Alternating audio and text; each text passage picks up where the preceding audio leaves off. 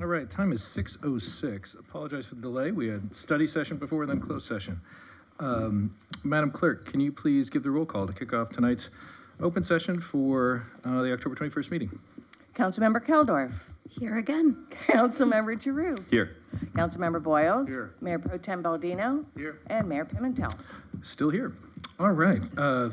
Father Alexi. Hey, Father Alexi for the invocation, please, and then Mayor Pro Tem Baldino will follow the Pledge of Allegiance. If you would all please rise. Thank you.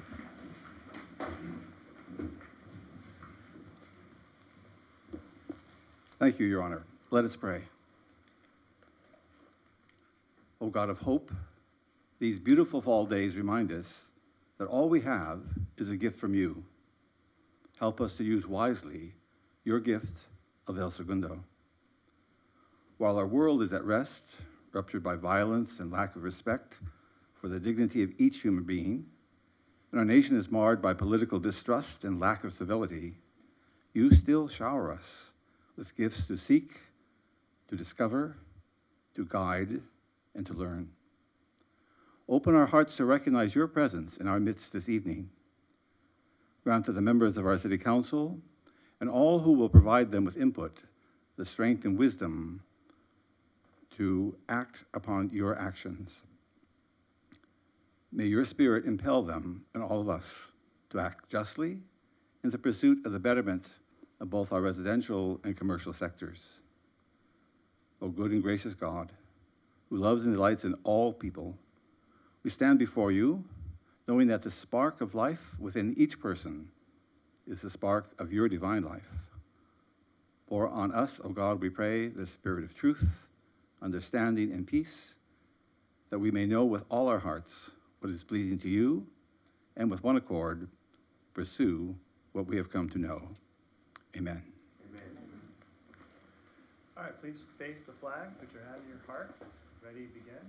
I pledge allegiance to the flag of the United States of America and to the republic for which it stands, one nation, under God, indivisible, with liberty and justice for all.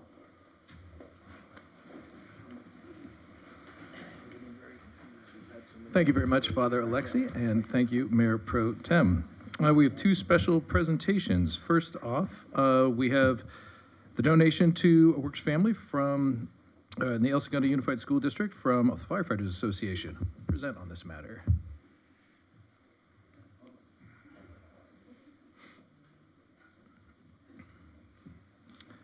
Chief Ali. Yeah, good evening, council, everybody, honorable mayor. I'm with the fire department, the FFA. I have two members who happen to be born and raised in El Segundo, and they're going to present tonight. They did a 5K, and with a collaboration of the police department, a lot of the other city entities, they were successful, and they want to give back to the community tonight, to a family, and also the PTA. So without further ado, Khalid Abdelshif, come on up. And Jeff Gurney. Khalid actually orchestrated this entire 5K. He did a great job, but he did not want to speak.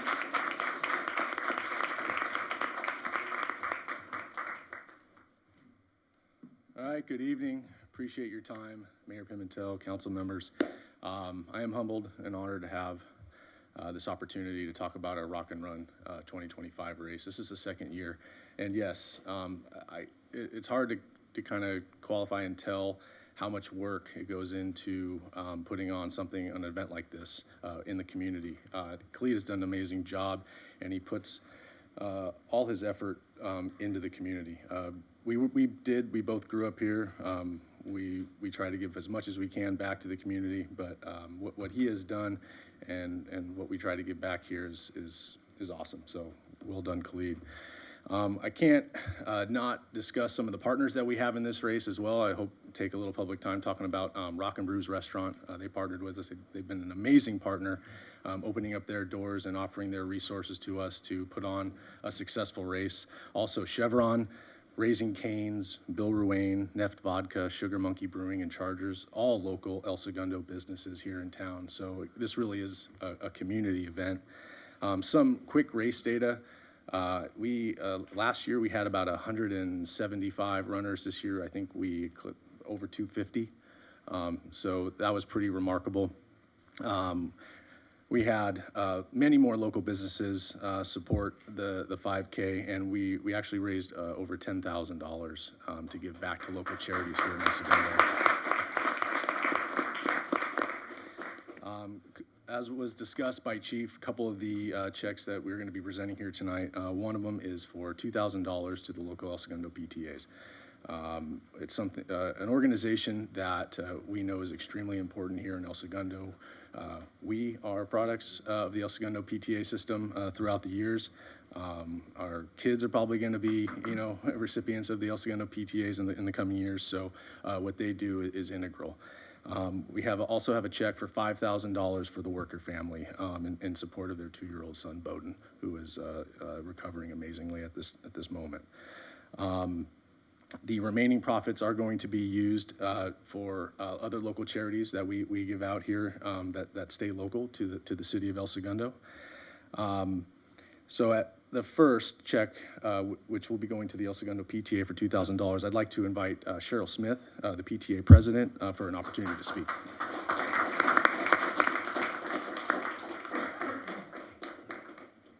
I was trying to grab him. Hi, my name is Cheryl Smith. I'm the current president of the Council PTA, and I just wanted to say thank you so much for this opportunity. You cannot imagine the partnership that has been developed with the El Segundo Fire Department as well as the El Segundo Police Department. We have benefited as a PTA from this partnership in so many ways, and we are so grateful. Not only have the Ed Foundation been supported last year by this run, but now we are being supported by the run this year. And then also there was a fabulous game, which I know Lance was at, and it was the hockey game that was South Bay Police Department versus South Bay firefighters. Really, everyone needs to go to this game. It is so much fun. But anyway, I digress. And we were the recipients of that as well.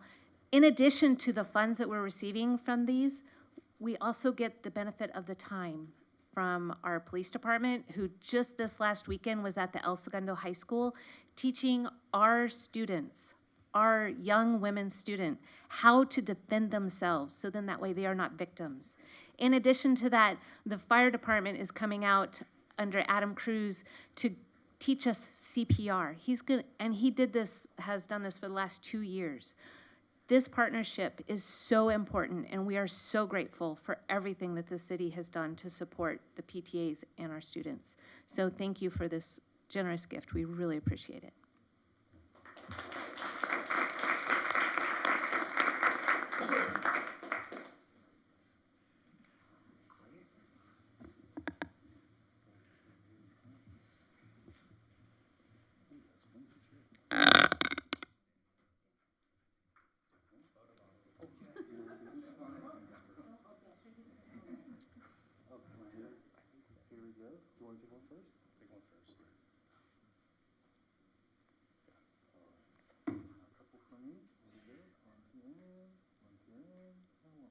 Thank you so much.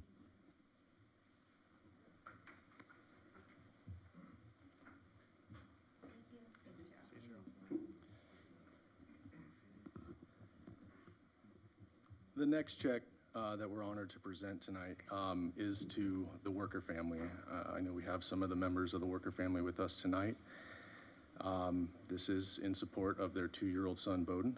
I know I mentioned it earlier. He is recovering amazingly, and we have been getting updates, and that we're gracious for that because it's something that is meaningful to us. We do also have some of the firefighters here tonight that responded to that call. The Engine 31 and Rescue 31, which was Captain Levi Larkin, Engineer Mike Davis, Firefighter Nick Howell, Fire Paramedic Jeff McPrang, and Fire Paramedic Jason Northgrave. I think we have 4 out of 5 here tonight, actually, so here in the crowd. So, but more importantly, I'd like to allow the father of Bowden to come up, and Ben Worker, if he would like to talk. All right. First of all, thank you to the entire El Segundo community for the generosity from this event. About at the beginning of September, Bowdoin had an accident that was pretty severe. And I will say, on behalf of myself, my family, my wife, we are just incredibly grateful and humbled by the amount of generosity and support that we've received from friends, neighbors, family members, and just the entire El Segundo community. I especially want to thank the first responders. At least some of them are here tonight, but the firefighters, the police, the paramedics, they answered our call when we were truly in our darkest hour. And you know, it's incredible. I think Engine 31 and Rescue 31 actually set a record for getting from El Segundo to UCLA Harbor, which is a Tier 1 trauma center over in Torrance. You know, the crew actually walked my wife and I in like the entire way around the facility to make sure that we could actually get into the hospital. And that was kind of just the start of setting the bar for the level of support that Bowdoin and my wife and I and our entire family would receive during this endeavor. Since then, Bowdoin was in the ICU for about 4 weeks, and I think during that time, we had all of those teams, firefighters, paramedics, police, they would stop by again and again and again and again, and they would bring comfort items, they would bring food, sometimes they would just come in to check on how we were doing. And I will say the staff at Harbor said they have never seen that level of support from a community, and I think that's just a testament to the compassion and the extreme amount of love that this community offers. So thank you for that. Quick update on Bowdoin. He is now out of Harbor. He's over at a acute rehab facility over in Downey, the Rancho Los Amigos. He is awake. He is smiling. He is talking. He is walking with help. Like he is coming back to life, and he takes every chance he gets to go and flirt at the nurse's station. It's crazy, and these are things that, no kidding, on that night we never thought we would see again. So again, just incredible amount of thanks to the community, and then you know as we continue on this road to recovery, certainly the generosity is appreciated. So thank you to everyone who donated or contributed food, or just sent kind of a note of support. We truly appreciate it. Thank you all so much.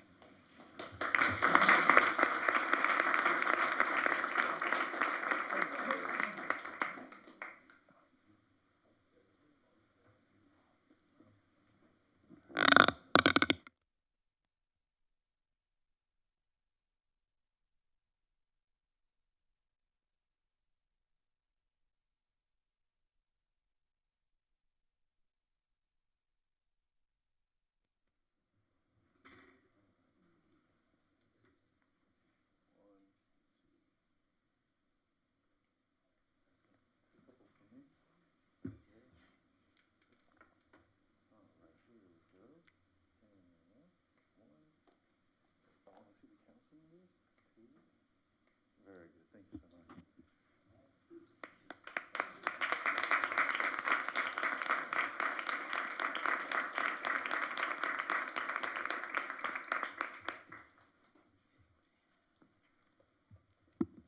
Thank you for your time tonight. Appreciate it. We'll see you again next year. Thank you very much.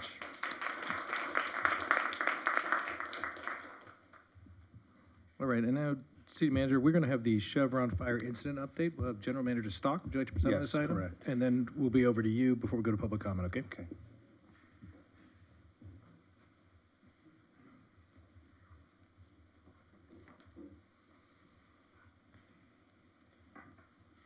I'm going to move this up. Good evening, Honorable Mayor Pimentel, members of the council and staff. Thank you for allowing me this time to speak and for having the grace to listen. My name is Brian Stock. I am the director of the Chevron El Segundo Refinery, and I'm joined tonight by my colleague, Jessica Vincent. On the evening of Thursday, October 2nd, around 9:31 p.m., my family and I happened to be driving down Rosecrans towards the refinery, and I witnessed what was the beginning of a fire at the southeast corner of our facility. It was a scary moment, even for somebody who has worked in this industry for more than 25 years. As is my duty, I drove directly to the refinery, and I was one of the first employees to arrive minutes after the incident. And the only people who I saw arrive before me were the firefighters from the City of El Segundo Fire Department. Those fire trucks passed me as I was approaching, and their collective response was unlike any I had seen. And I want to tonight publicly recognize them for their quick attention, their professionalism, and their bravery. The unified response, in collaboration with our own on-site fire department, enabled the fire to be safely extinguished by early the next morning. I do want to publicly recognize and thank both Chief Ali and Chief Snow for their close collaboration and fire department leadership. On behalf of myself, the women and men who work at the refinery 24/7, and the entire corporation, I want to express to you how deeply saddened we are that this fire occurred. We work tirelessly every day and every night to prevent incidents like this from happening, and we will continue to do so. It is our nature and it is our value system. At this time, the cause of the fire is still not known. The Isomax plant, which is the facility where the fire occurred, has been safely shut down and de-energized, and it will continue to be out of service for some time as we investigate, learn, and rebuild. Although it has been over 2 weeks since the fire occurred, it's still too early to speculate on the root cause. Cal OSHA did arrive on site the night of the fire, and they're conducting an independent investigation of the incident. We are, of course, fully cooperating with Cal OSHA and multiple other agencies. We have a shared interest, quite honestly, to just truly understand what happened so that we can apply learnings that will serve to further strengthen our safeguards to prevent a future incident. Chevron is also conducting our own internal investigation into the cause of the incident. While the Isomax unit is shut down, the majority of the refinery continues to safely produce transportation fuels, such as jet fuel and motor vehicle fuels, although at a reduced capacity. Since the onset of the incident, we have continued to supply our customers in Southern California, and we anticipate we'll continue to do so to meet our supply obligations going forward. During my engagements with community residents, which has included our community advisory panel and many other stakeholders, a consistent theme I hear is related to communication. In today's day and age, people expect to have timely, factual information at their fingertips. So as we look back at our specific response, we will look at the communication effectiveness and look for opportunities to improve communication. We understand how important it is, and we are committed to working in collaboration with the cities of El Segundo and Manhattan Beach to enhance, maintain, and fully fund a community alert and warning system, which will serve to provide critical information in a timely manner to the immediate community. As a matter of fact, tomorrow morning, we'll actually be hosting at our facility a meeting with representatives of numerous South Bay public safety agencies that will include South Bay Alerts. It will include the executive director of the Community Awareness Emergency Response Organization and representatives of both the City of El Segundo and Manhattan Beach. So again, I just want to thank you for having the grace to listen to me today. Please also allow me to reiterate just how truly sorry we are that the fire occurred.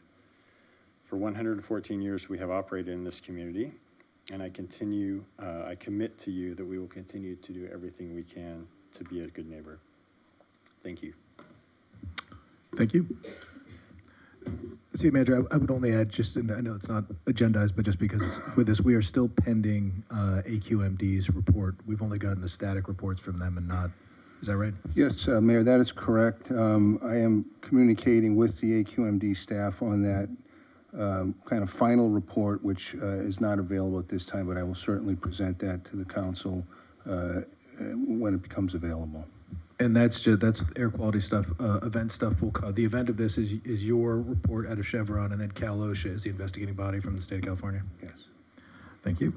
Can we get that agendized and not just learn about what those reports say, but also have the city look at how Yes. it responded, how it communicated, and what lessons learned the city has learned from this. Yes, absolutely. So that'll be on the future Yes, it will. agenda. Great, Yep. thank you. All right, Madam Clerk, how many public comments do we have? We have 7, pardon me, we have 7 items this evening, none of which are agendized. All right, let's go, if we go 4 minutes each, that gives us enough fudge factor to stay under 30. Okay. 4 minutes each. Okay, with that, I'd like to invite John Pickhaver up, please. Oh, my goodness.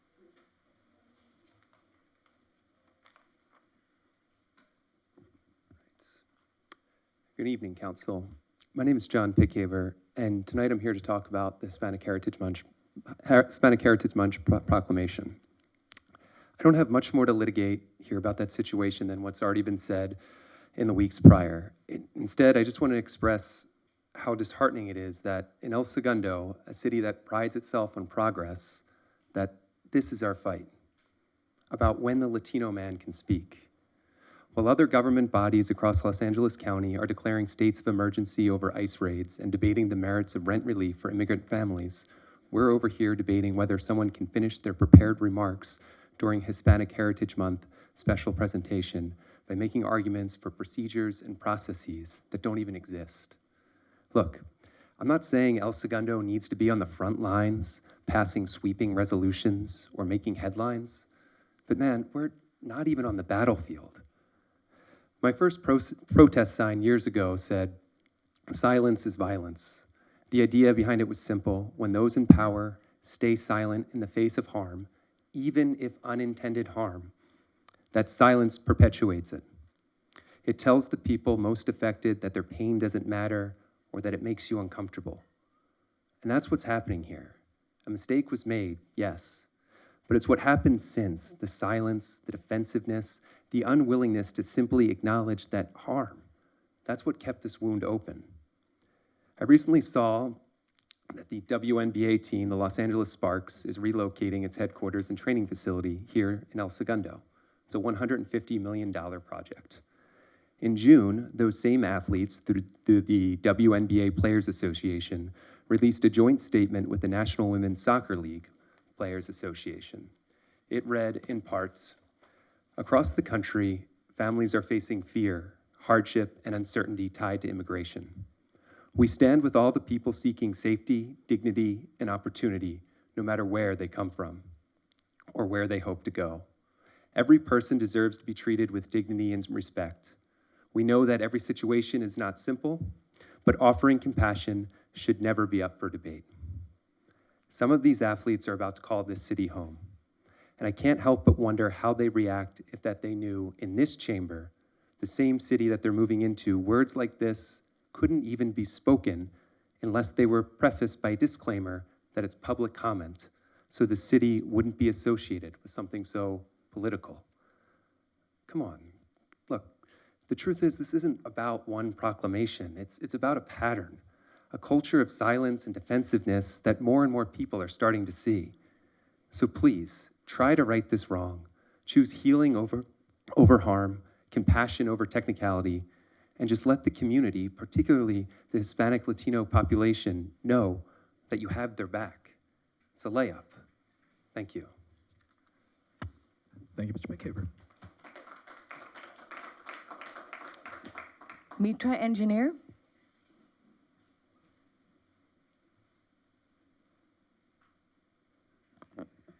Good evening.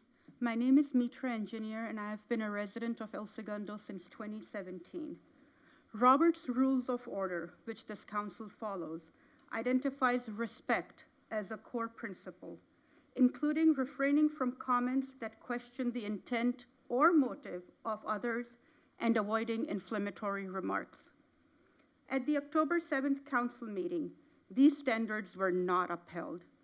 A council member stated, and I quote, "I feel bad for you, parents, kids, because you have been weaponized by the people who run your club. You've been weaponized to come in here and look at us like we are the bad guys," end quote.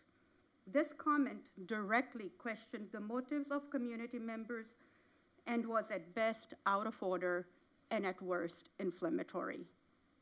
I hope that moving forward, the council will be more intentional with its words and demonstrate greater respect towards its audience. Thank you.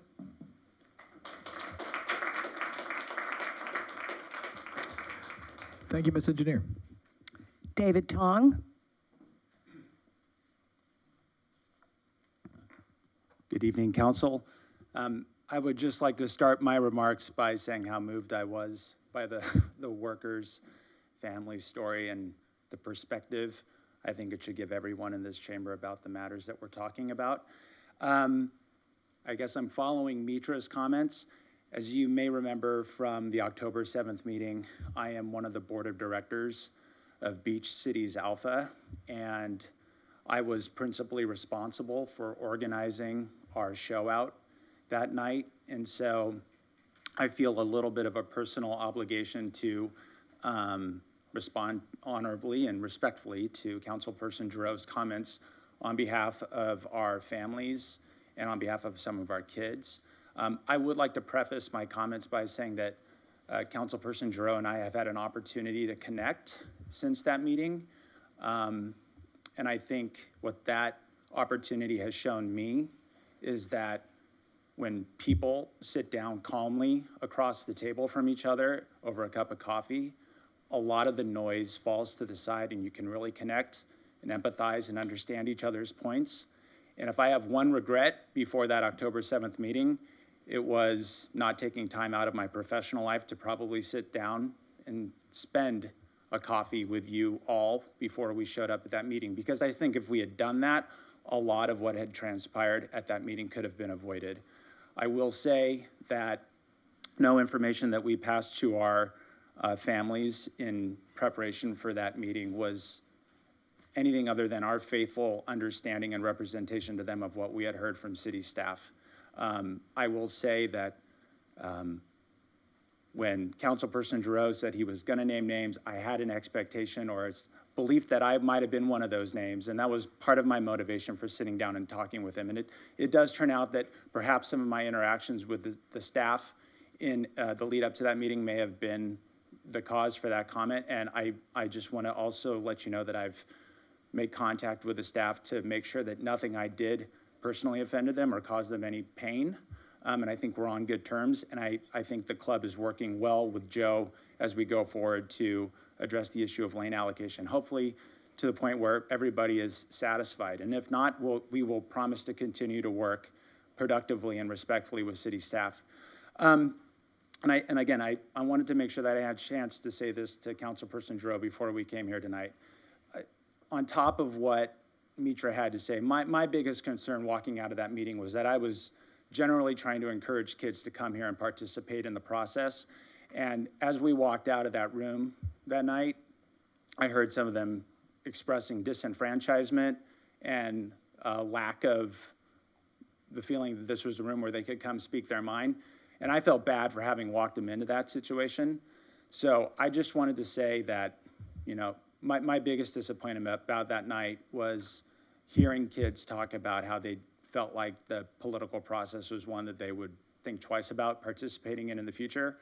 So with that, I would just want to say on behalf of Beach Cities Alpha that we have no hard feelings. We love working with the city. We want to continue to work with the city. We want to build our club's foundation in this city around ESAC and around the Plunge because we think they're amazing facilities. We think the city has shown a commitment to aquatics, and we want to leverage that and continue to grow with you as our partners. Thank you very much. Thank you, Mr. Tong. Anya Goldstein.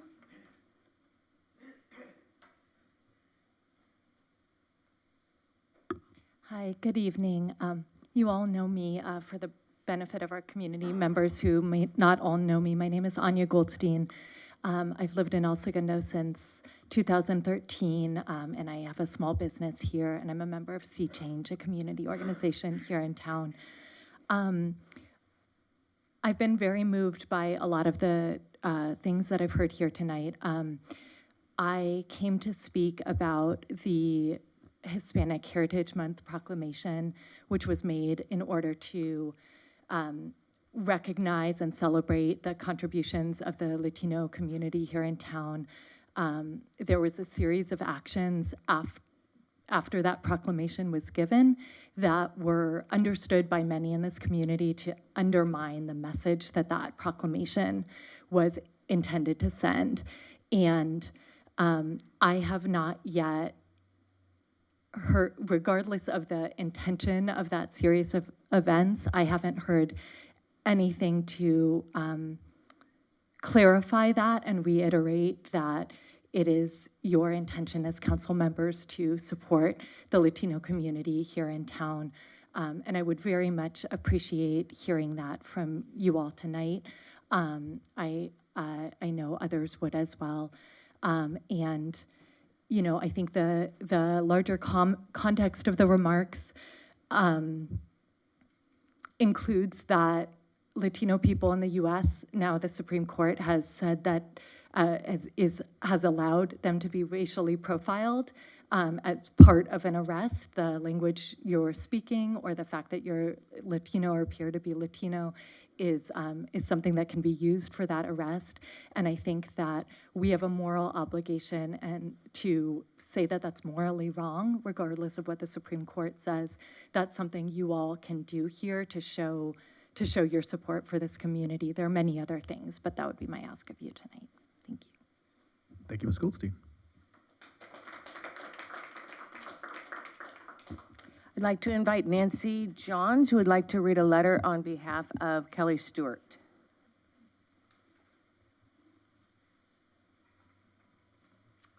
Good evening, Mayor and Council. Like she said, I'm reading this on behalf of Kelly Stewart, who couldn't be here tonight because she is ill. At the previous City Council meeting, Lance Giroux targeted a community member, possibly violating the Brown Act, and used his position to air personal and vindictive grievances. His inappropriate behavior was a distraction from the real issue the city faces: how to plan for the inevitable threat of ICE being present in our city. There are raids every day around the South Bay. They are often violent. Legal residents and American citizens are being racially profiled along with undocumented people. In Lance's remarks, he suggested there are two sides to this issue. My, meaning Kelly's, parents, who are now in their 90s, remember when Japanese kids in the South Bay suddenly disappeared from school. When they talk about it, it was a trauma. Today, nobody thinks there are two sides to the issue. But during that period of history, the El Segundo City Council actually issued a resolution that they did not want Japanese Americans to return at all. It wasn't until 1983 that that was rescinded. Currently, LA County and many cities are taking proactive steps to protect their residents from having their rights violated by ICE. I hope El Segundo will do the same. Thank you, Ms. Johns. Phelan Archuleta.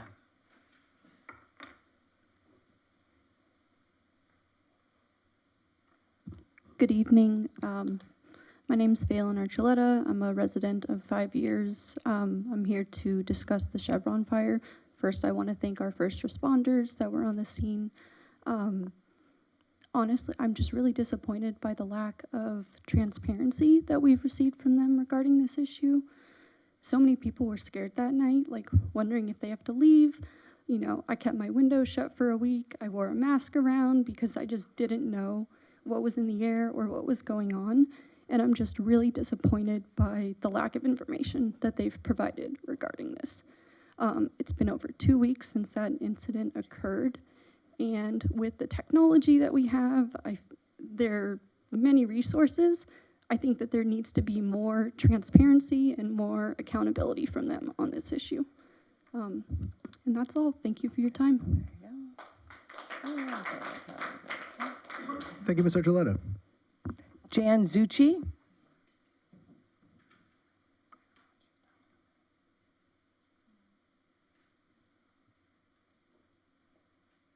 Good Evening, everybody.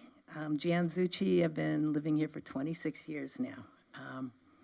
After reading letters about it in last week's El Segundo Herald, I watched on YouTube the October 7th City Council meeting today, and I was appalled by Council Member Giroux's contempt for the citizens who had shown up to make comments on issues important to them.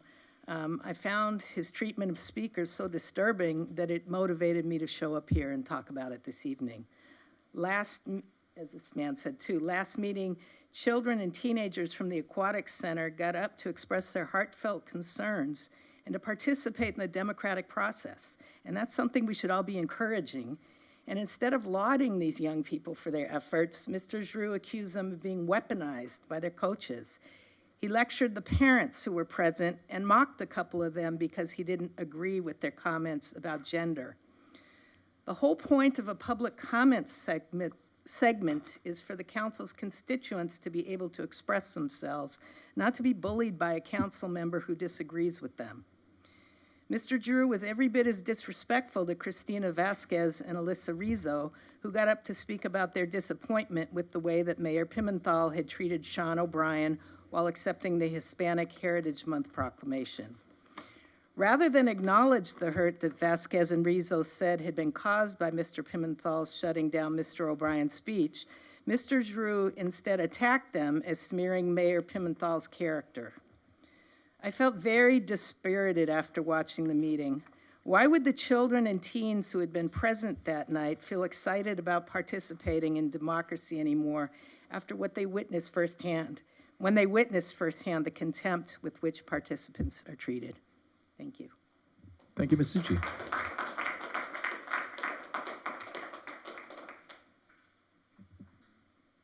That's everybody? I'm sorry, that's That's it, sir. seven. Thank you. City Manager, any comments? I have no comment, Mayor, at this time. A quick one before we go to council comments. Ms. Archuleta, this is for my edification. How do you, I don't put you on the spot, and you don't have to answer this. How do you consume your news? Because we have concern, we're talking about how we communicate out information that we receive and we receive from them. What media do you use?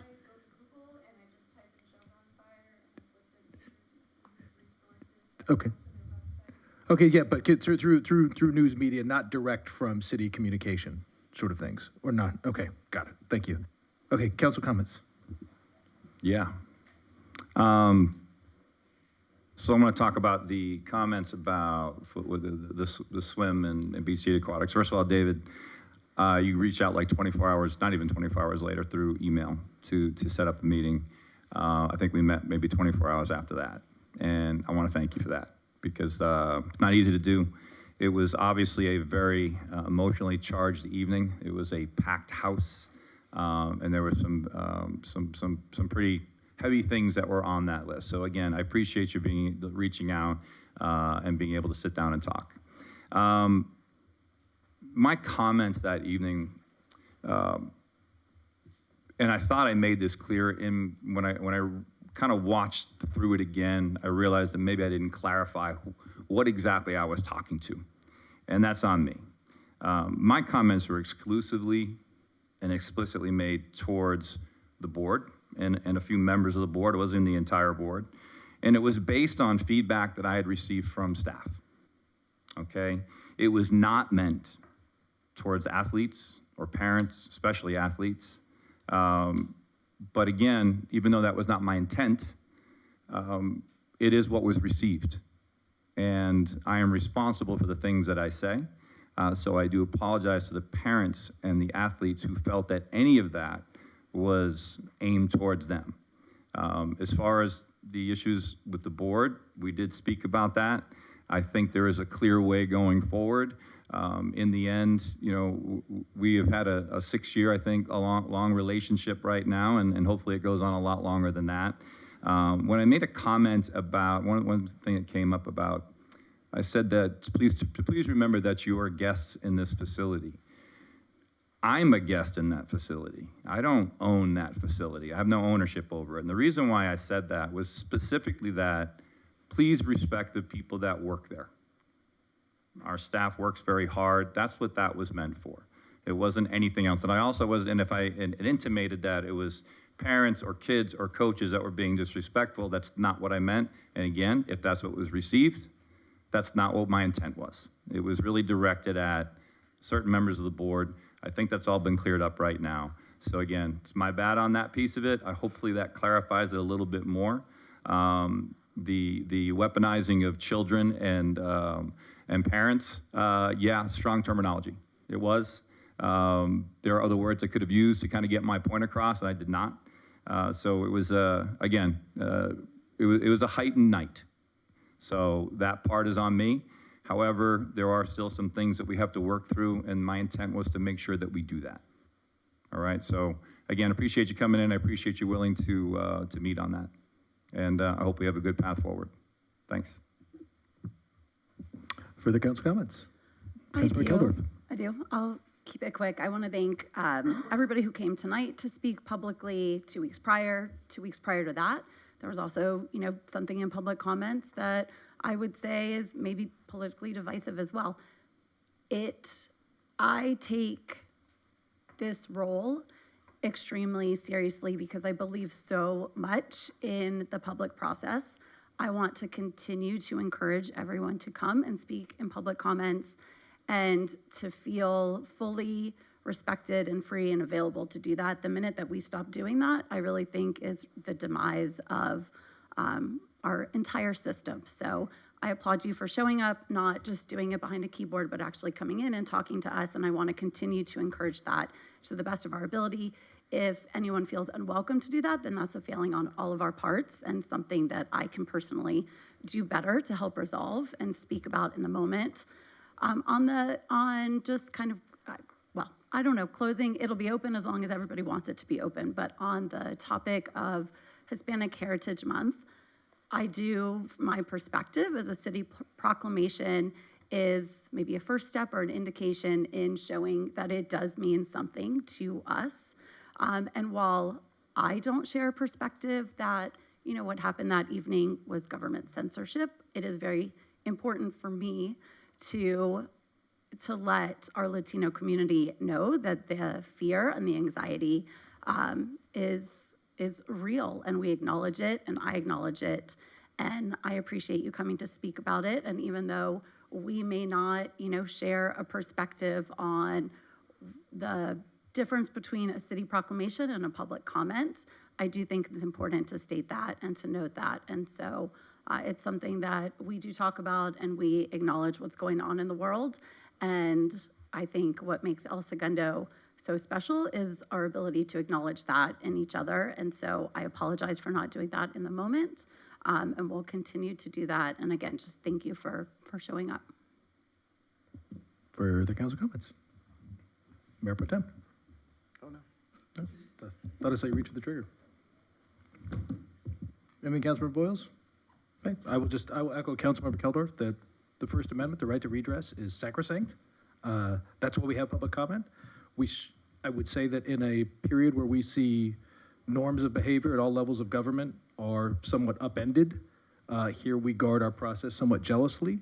And if I, in my subjective role here of delineating those, get that wrong, that's certainly something that, I do not take lightly. In the same regard, we are a community, and while we are not all close friends, we are certainly all friendly. I mean, certainly, John, you've been in my backyard running a birthday party before. So with that, I certainly want you to know that I hear the comments and questions and concerns, and we take those under advisement as we move forward. All right. That said, procedural motions. May I have a motion to read all ordinance and resolution on the agenda by title only? So moves. Baldino seconds. Drew on the first, Baldino on the second. All those in favor? Aye. Any opposed? All right, any pulls from consent calendar? I will pull item 5, and only briefly. Can I have a motion to approve 3, 4, and 6?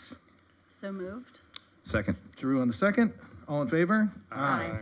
All right, 5, briefly, this is the award of construction contract to CJ Concrete Construction for $128,900 for the Community Development Block Grant and Disability Act curb improvements. Director Sassoon, you do not have to get up on this. This is just me talking trees. Okay. Just me talking trees. This is for the people at home to know Get a binder and we use, everything. believe me, I have a binder too.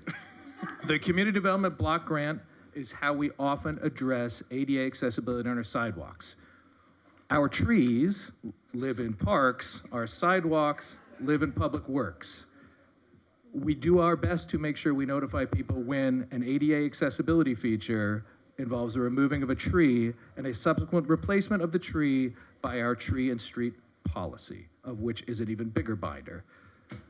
For this item, we are not removing any trees. However, we seek to advise the community when we will, and they should know we have 2 arborists on staff to see if the tree can be moved and what the correct tree to replace it with is. I just wanted to say, because it's our first curb project since we took out the invasive Indian maple, whatever it was, its roots were bad, and it was put in the 50s, and I get it. Either way, so the purpose of this was just to state for the people at home, there is a process and a policy that goes on when we do curb cuts. Trees are taken into account. We do not always publicize it, though we will seek to in the future. And with that, I will move approval for item 5. Pimentel on the first. I will second. Mayor Pro Tem on the second. All those in favor? Aye. Any opposed? All right. No wood chippers this week. There are no public hearings. Staff presentation, we're on item 7. The resolution authorizing the Public Works Director to approve plans and specifications for the Teen Center Plaza and Skate Park renovation project at Rec Park, project number PW25 TAC 13. Director Mancini, the floor is yours. Yes. Good evening, Honorable Mayor Pimentel, Mayor Pro Tem Baldino, members of the City Council. I am pleased to be before you this evening, along with my colleague, Public Works Director Elias Sassoon, to present to you the plans and specifications for the Teen Center, Plaza, and Skate Park renovation project at Recreation Park. As you all know, this project has been many years in the making. Back in August of 2022, the City Council and Recreation and Parks Commission convened a joint meeting at the Joslin Center to evaluate improvement strategies for Recreation Park. At that meeting, both of the bodies provided directions to retain the existing layout of the park and to implement improvements through a phased approach. This strategy was intended to allow the systematic execution of upgrades while minimizing disruption to public access and programming. MIG Incorporated was retained in March 2024 to complete final plans and specs for Phase 1 improvements, including renovations of the Teen Center, including the plaza and the skate park, and renovation of George Brett Field and softball field. The conceptual plans have been shared multiple times over the course of the past 18 months, with residents being given multiple opportunities to share feedback about priorities for the renovations. Additionally, the project and plans have been discussed and reviewed by city staff, the Recreation Parks Commission, and the Park Renovation Committee.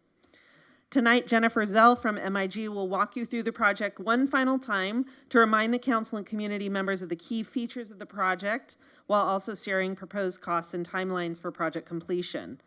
Before I turn the presentation over to Jenny, I'd like to thank and acknowledge City Engineer Cheryl Ebert and Recreation Manager Linnea Palmer for their extensive work on this project.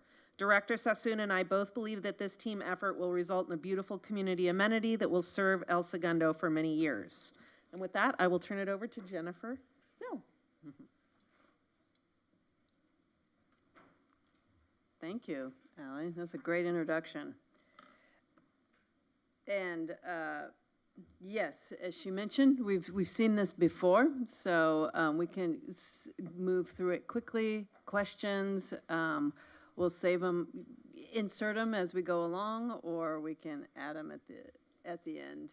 And again, I just want to reiterate, we're thankful to be here. I'm excited. This is great progress. You guys have a great, like your fire service people that you have a great staff here with Cheryl, and it's been a pleasure going through this process. And so, as you mentioned, about a year and a month ago, we came before you and we got to the starting point for this project, which is we showed you different configurations of how to arrange the skate park, different geometries for the skate park, as well as a multi-purpose court. You chose option B. We took that and we ran with it. And we moved it forward and we spoke with the community, the different user groups several times. I know Cheryl and Linnea with her team went to the junior high, got some more feedback on what they wanted the skate park to look like. But this is one of the items is we got feedback on what's that multipurpose court? What do you want to use it for and how do you want to use it? And we took that feedback. That's what you see here today in the striping configurations. And I inserted this slide. We did, like I said, this has been an iterative process. We were at Rec and Parks Commission maybe a month ago or a couple of weeks ago, and we got more additional feedback to shorten the seat wall, to make the flow when you're doing a layup a little bit cleaner. And so we've made that modification here to one of the seat walls highlighted, but it's been pretty stable. This arrangement has been stable that you see here. And then we also got feedback that we got direction about adding lights. Originally, lighting was not included in this project. We were going to use what's existing. And so that still exists in the document set as what's called the base bid, and is to use the existing lighting, but we've added alternates. One alternate is to retrofit the existing poles that are out there, modify them, cut the top off, add some lamps down to make the lighting work better for the skate park and the court. That's what you see here. And the other alternate is to add new poles. And what this does is it makes for more even lighting. This is an active sports activity, skateboarding, and so it can make it safer so that there's less shadows. And it's just a more even distribution of light throughout this that will be achieved with the new lights. But they, of course, come with a cost. And you will be presented with these costs and make the decision again when those bids come in. So there's no decision making on that right now. These are the options that are carried throughout the documents. And as well as in the skate park is coming in pretty close to, as you see in this rendering here. There's a base scope with the water tower, cooling towers, and there's a bid alternate to make that blue feature we see with the El Segundo that looks like the water tower out of, it's a white concrete with a blue tint. That's an ad alternate in this process. And we're also super excited about the teen center and the teen center layout. This has remained fairly stable. There's been a couple minor tweaks here during the plan check process that we've made. And these are images that we've seen before, but that just points the way to what it will look like when it's completed.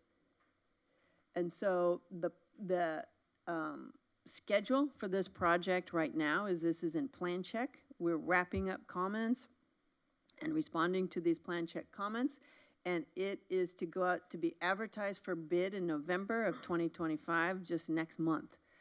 And after that, it takes a couple of months, contract award, begin construction spring, May of 2026, and project completion June 2027.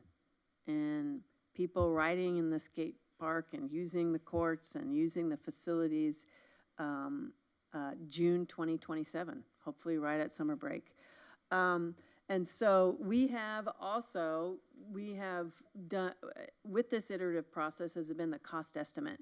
And so we've looked at this cost in different ways. It's refined. The contingencies have been reduced somewhat as the documents have been refined. And we have the skate park coming in at 6.75, let's say. We have some of these features, the tower lettering, different paint options, those coming in about another $20,000. And the site work, that's include the court, the ramps, the wall, some of the internal walls that need to be done at 1.3, teen center, 1.685. You can read it yourself. I think you have it in front of you as well. But we have an environmental abatement. This was a great ad. To put that in as an allowance, because we don't know exactly when we open up that building exactly what we're going to find there. That's what that is for. And then there's a stormwater treatment piece of this that's required for permitting and may help make the ocean water cleaner. $175,000. The good news with that is that can be paid for with Measure W funding. Yeah, we already talked about that. And that puts this total just under $5 million. And like I mentioned before, there's a couple of ad alternates that you'll be able to decide for which are selected once those bids come in. That's what you see here under these ad alternates. Reuse outdoor lighting. And So about we're 30 not yeah. selecting the ad alternates No. tonight? Oh, look at that. You, tell me what your favorite. My favorite is kicking it down the road. And that's it. Any questions or? So this evening, we're asking you to approve the engineering, the plans and specifications, and authorizing us to advertise for bid.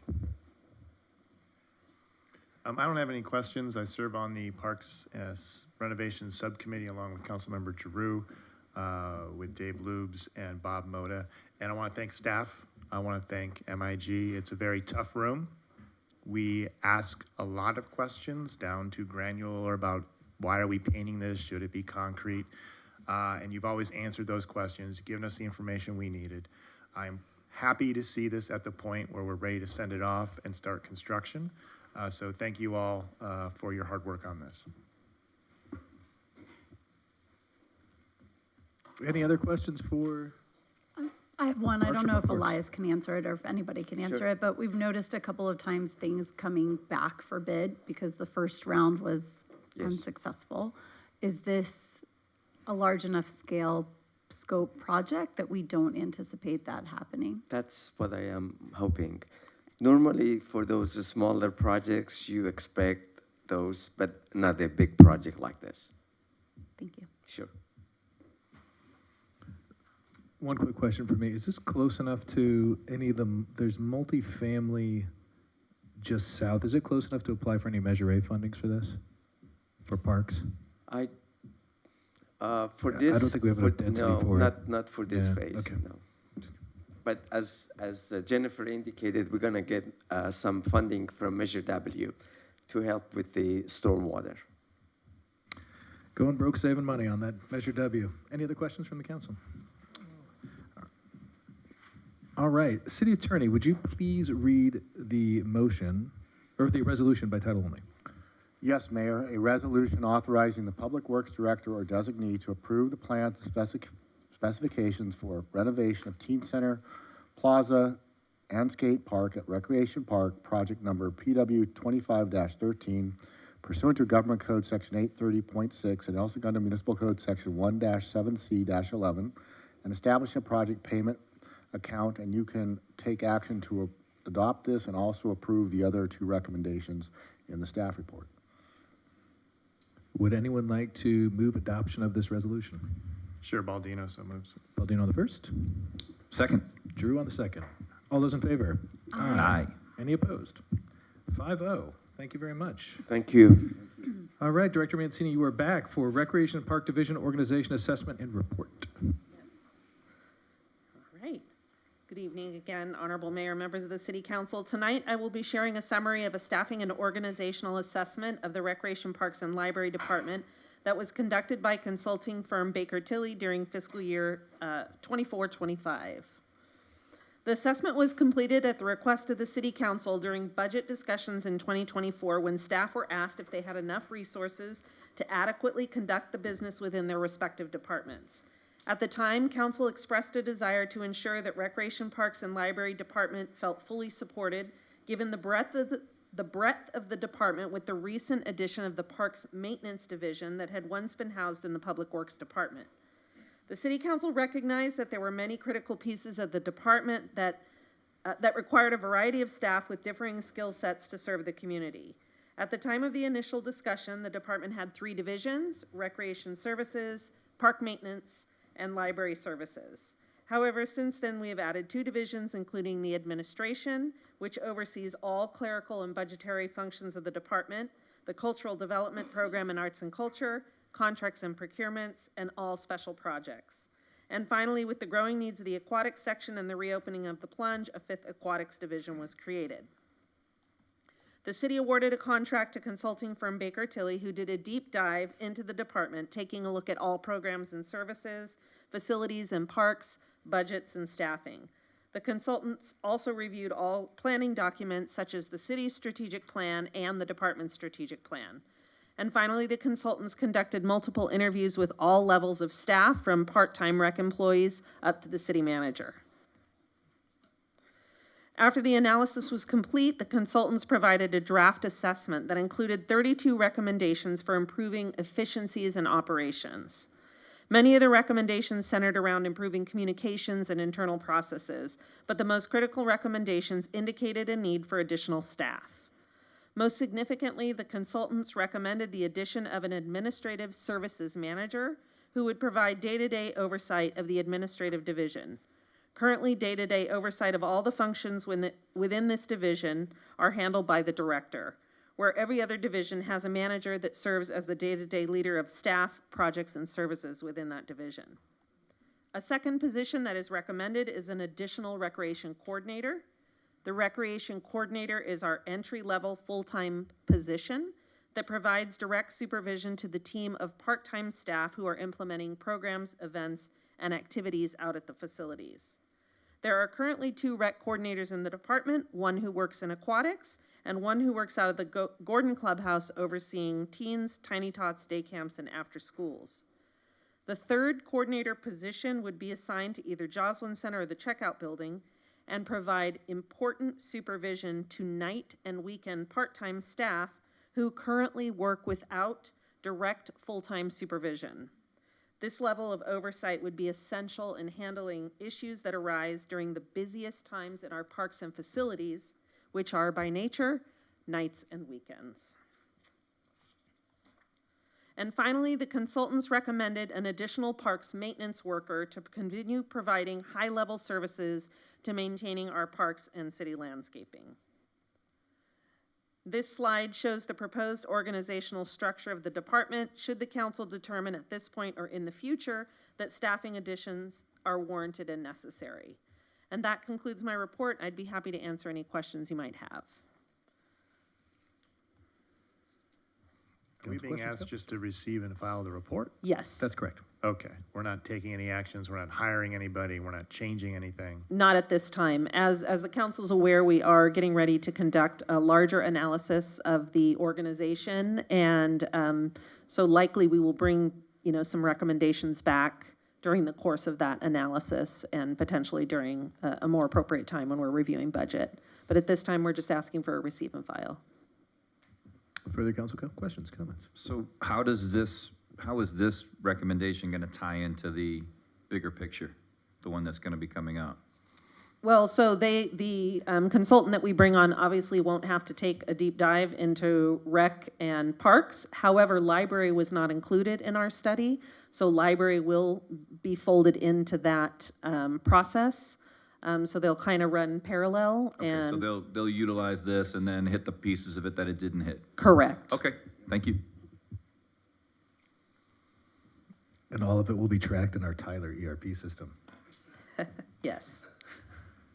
I do want to point out that I did like the idea of getting a full-time professional staff at the checkout building after hours and weekends. Having teenagers do it right now, it's been working, but I think being a little more professional in that regard would go a long way. And I like the idea of kind of handing this to the next consultant so that we don't have to double the work. Correct. Especially if staff has looked at it and you like it, tell that to the next consultant and then have them focus on the areas where we have questions and want some more additional help. Agree. I think this is a good first step, and then I'd like to kind of see what flushes out with the rest of the library, and then we'll move forward. All right, do we have consensus to receive and file? Yes. So consensed. That's right, the consensi spilleth. Thank you. All right, thank you very much. All right, item 9, the assessment with Matrix Consulting Group Limited for a citywide staffing assessment. Who presented this item? Is this Director Allen? Director Allen, there we go. I've only got about 30 slides to get through. I hope they're in 10-point font, times Thank 10. you, Mayor. No slides tonight on this one, but just to, and you already answered some of the questions, but this is a citywide staffing assessment that was prompted through some discussions with the Finance Subcommittee. Several months ago, staff presented a draft RFP to the council to release, to solicit proposals for the citywide staffing assessment. And as Ally just mentioned, this is really a building block off of a lot of the work that's already been done, not only in her shop, but as well as Public Works, Community Development, and some of the analytics that have been done in PD and Fire. The city received 10 proposals in response. We immediately weeded out five proposals purely on the basis that they were not fully responsive and not complete responses to the prompts in the RFP. Subsequently, the executive team or members of the executive team ranked the top 5 or the remaining 5 firms, landing on Matrix Consulting, who demonstrated exceptional qualifications, conducting almost 2,000 department studies over 1,800 public sector entities across the country, and most importantly and critically, they did have some private sector experience, but also they were one of the only firms that had subject matter experts for long tenures in each of the respective disciplines that we have here in the city. So with that, also last week during the Finance Subcommittee meeting, coincidentally, there was conversation also about a fleet assessment, a citywide fleet assessment. So we took the time to ask Matrix if they would propose to include a fleet assessment. And so I have their modified proposal, if we can hand this out. City Clerk, there's a copy for you. And Mark, there's a copy for you as well for the City Attorney's Office. They took the opportunity to modify their scope of work to include a fleet assessment, but in addition to doing so, they originally, as you see in the staff report, staff had originally recommended the inclusion of option C with the gross scope of work for, or the grand total scope of work for the $99,900. The option C added roughly $12,500 to that. They have absorbed option C into the original cost estimate of $99,900. But as you can see in front of you, there's an additional cost of $34,900 for the facility, or I keep calling it facility, the fleet-wide assessment. And their scope of work is spelled out with 4 different deliverables focused on utilization, replacement, maintenance, and potential outsourcing options. So with that, I'm happy to answer any questions that you might have. So just to broaden the background on the fleet assessment, Councilmember Boyles and I on the Economic Finance Subcommittee have been looking at where are our cars, when do we replace cars, and it's been the context of enterprise looking at leasing automobiles as opposed to purchasing them. That led us to ask questions about how many cars do we have, how are they used, how are we tracking this? And it seemed to make sense if we're hiring a consultant to look at employees, departments, workflow, and the report they gave us as an example from the city of Pittsburgh did an employee assessment of their police department, including their motorcycles, including their patrol cars, to work out what's needed, what's not needed, and steps going forward. So we saw through the work product they had experience dealing with fleet management, and so we asked if it could be expanded while you're talking to directors and employees and staff about what do you do, what can we do to make your job better, easier, how can we help it be more efficient? You know, you might as well ask them, do you have a car, do you need a car, do you use a car? So it made sense at the subcommittee to see if we could wrap it all in and put it in this project at that time. And I don't know if you want to talk, I know you worked with this same firm before.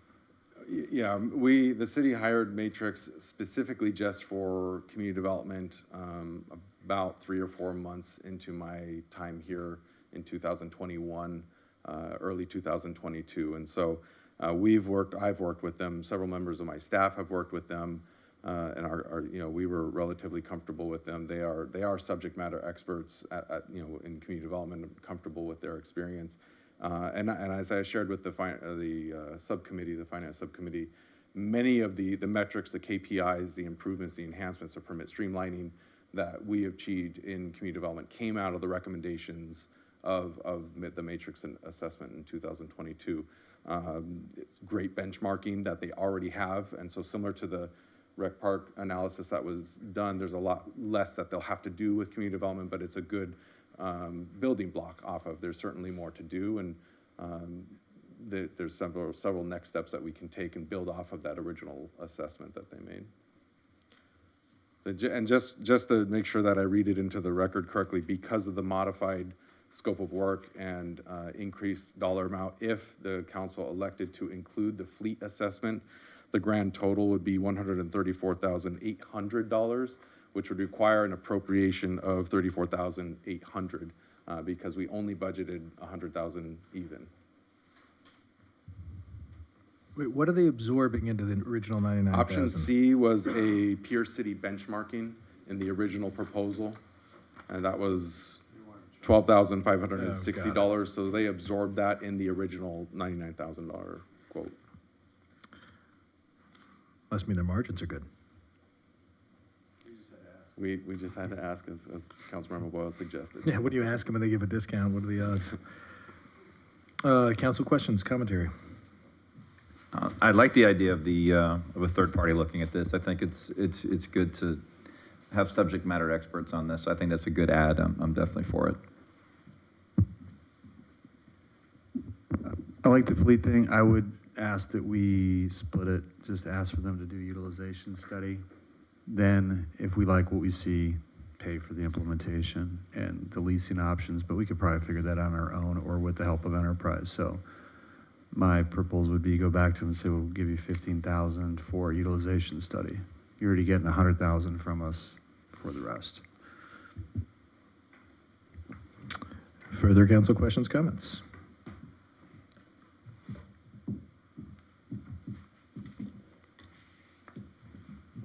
No, I'm good with what's been proposed. I think it's well needed and, you know, it helped turn around our planning department to get those record lead times. So I hopefully will have the same great result with this. And do you want to add the vehicle module? I definitely want to add the fleet. Do you want to add the whole thing or just the utilization study, a la Councilmember Boyles? If that's possible, I'm fine with that recommendation. If not, then I'd prefer to do the whole study. I'd rather get the third party to look at it once so that we can learn from it and then implement what we think is best. So, Councilmember Keldorf, what say you? I agree in including it. I'm good with making the ask and waiting for feedback, but moving forward regardless. Are you okay with the ask on the Charisma. utilization only, or do you want the whole enchilada on the vehicle? Okay, so where are we at here on this? So it Oh, seems that we got like three different things going on. So I think that it sounds like we all like the idea of including the vehicle module. The vehicle module breaks into a couple pieces, one of which is just looking how our vehicles are utilized, which isn't, you know, it's like 15 grand. Oh, and then the other parts, if we added a utilization or implementation recommendations or outsourcing recommendations, it gets us up to the $34,000 mark. So basically, it's a purchase with an option to buy the balance of it. Yeah, I mean, that's generally the idea. I think part of Sounds it is the fair. idea. Okay, all right. Well, I'm going to go ahead and move approval. So what my move will be to authorize the city manager to execute the professional services agreement with Matrix Consulting Group in the amount to the $134,000, $134,800, but with the ask that rather than when we go back to them, see if we can just do the utilization, not the other two. So it'll be at a not to exceed 134,800, but we're really looking at something in the realm of 119. yeah, so on the proposal, be 1 fleet profile, 2 utilization. And they've got the dollar amounts there. That's right, but he has approval to do the whole thing if they can't break it up. Cool. That's my motion. Do I have a second? Sure, I'll second. Second for Keldorf. All in favor? Aye. Aye. Is anyone opposed? All right, 5-0. Now we're cooking. Thank you, Director Allen. Item E. Oh, don't go anywhere. You're right back in the really exciting part. The committees, commissions, boards presentations. This is item 10, the update on major events, committees, activities, El Segundo Wiseman Aquatic Facility Use Agreements, and proposed initiatives in preparation for FIFA World Cup 2026, right? And LA 28 Olympic Paralympic Games? Yeah, what is it? Got it. Thank you, Mayor. This one I do have a very quick, brief PowerPoint, just to provide a little bit of background where we got, or how we got where we are. Council established a major events committee focused on upcoming events, primarily the World Cup, Super Bowl, and the Olympics. The committee's met 3 times since it was adopted, primarily focused on establishing the primary objectives and goals of what that committee is, and in the most recent meeting, developing some specific asks of council before they go and expend time researching, studying, developing further options. And so Just to give you a rough idea of what the vision of the committee has been, is really to focus on creating family-friendly entertainment and cultural experiences, safe, welcoming environment, activating, inspiring, engaging the community, maximizing economic opportunities for local businesses, and overall just enriching the lives of our residents, businesses, and those who visit our lovely town.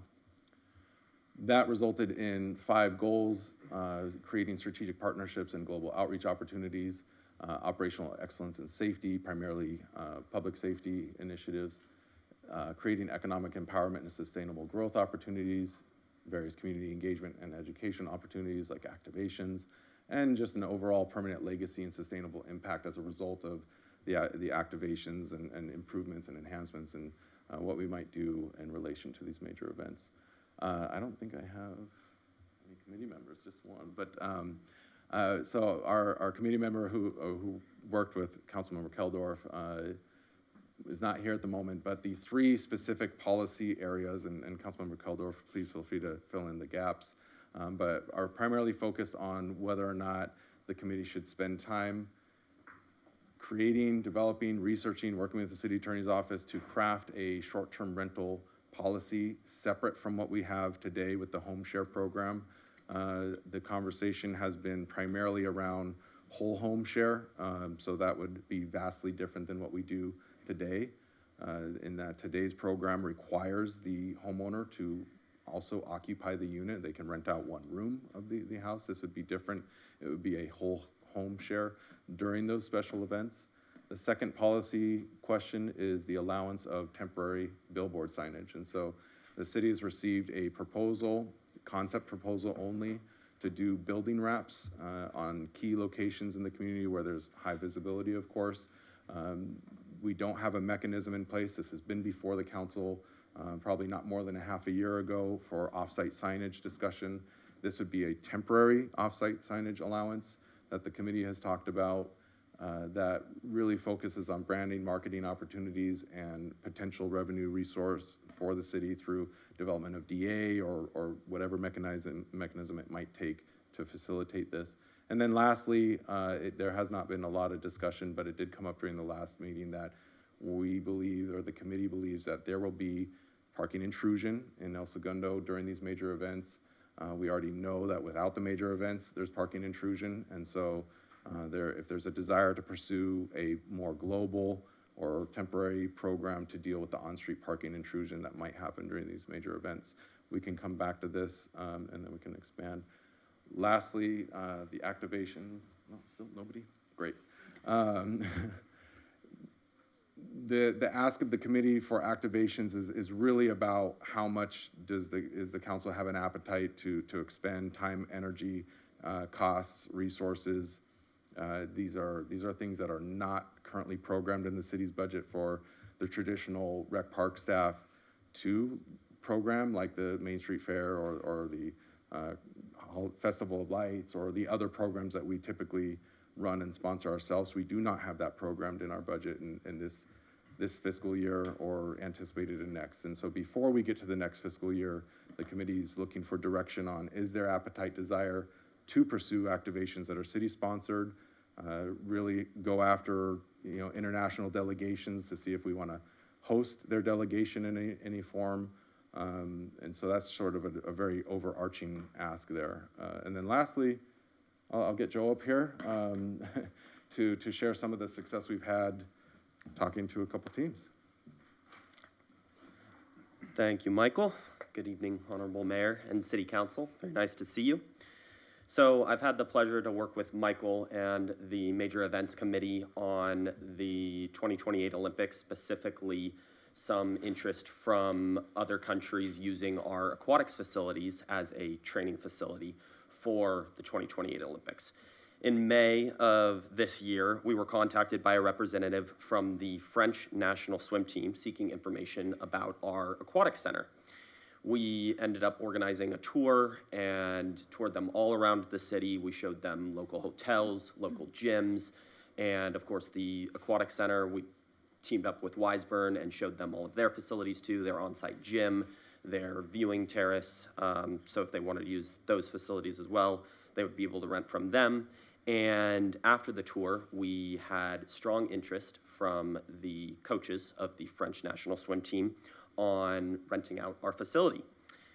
To accommodate this request, our research started on how much we were going to charge them, and we took the surrounding cities' rates for long course. We took private rates for long course and our own. We looked at that, and then we had a conversation with the major events committee and talked about how renting to this degree is going to displace our residents, it's going to displace our user groups, and to have the additional accommodations required, we determined a rental rate of $80 per lane per hour. And just to clarify, this is long course lanes, so we only have 10 of them when we convert the pool.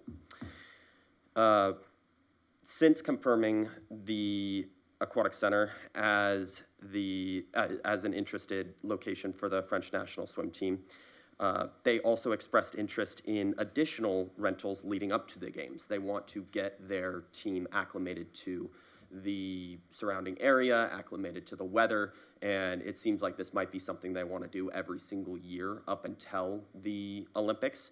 So these rentals will bring in additional revenue, but it will also temporarily displace the community programming for user groups and residents. Tonight, we are asking for two things. One, we are asking for the City Council's approval on authorizing the city manager to enter into agreements with these teams, the French team and other teams that may have interest, for renting the facility at a premium rate of $80 per lane per hour. And additionally, provide direction on renting out the facility to Olympic-affiliated groups between now and the 2028 Olympics, and acknowledging that it may temporarily displace some user groups in there. I will say that in July of 2028, they are confirmed for renting 10 days. It is 2 to 4 hours per day. Outside of those 2 to 4 hours, the user groups will be accommodated, the residents will be accommodated, and it is set to bring in $32,000 in revenue just for those 10 days and 2 to 4 hours per day. And then their other request is January of 2026. They are requesting 7 days of use at the facility, so that's this January coming up. Again, 2 to 4 hours per day, and that will bring in $14,080 of revenue just for those 7 days. So that is everything that I have on that. Thank you, Joe. So that brings us to our summary asks, which essentially, and I also would love any additional sort of context from Councilmember Keldorf, who's participated in the meetings, but just further direction on event activation, off-site temporary signage, short-term rentals, the parking policy, or potential residential parking policy, and then the guidance that Joe asked for city manager authority and potential future rentals. And if I might, the one thing I would want clarification on is that, as I understand this is just the short-term rental and the off-site temporary signage. This is just for these 3 events. Okay, Yeah, just a time period for Part these. of the ordinance, I think, would state what qualifies as a major event, a period of time for a few days before and after the major event, but that would all have to be specified in the ordinance. So it could include more than just these 3 events?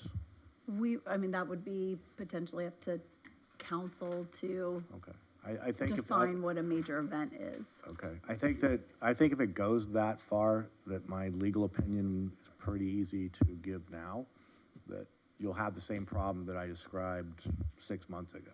If it were just about a couple of events, then that might work because it's so temporary, but when temporary becomes not so temporary, then I think my legal opinion is really not going to be any different, but that's why I was asking that question. And you're speaking specifically about the billboard sign ordinance. That if we can, right now the prohibition is defend that all day long. Can't have giant signs.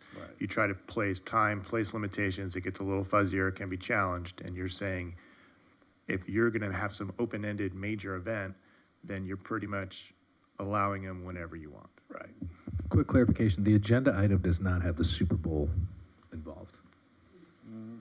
It's a number one, so. Okay, but so if it's not in 10, but if it's in 10.1, it exists. Okay. It's in item one, so. I am not an attorney, Yeah. I believe you. I mean, this is all part of the published agenda, so it's broad enough. Or do you want to ask So we- questions? Yeah, do or we just want to go one by one on these? How do we want to do Yeah, this? let's do this first. Can I get a motion to receive and file? So we'll knock item 1 off. So moved. So moved. Mayor Pro Tem on the first, Pimmett on the second. All in favor? Yes, aye. All right. Easy peasy. Anybody have any objections to authorize the city manager to execute facility use agreements on the Aquatic Center?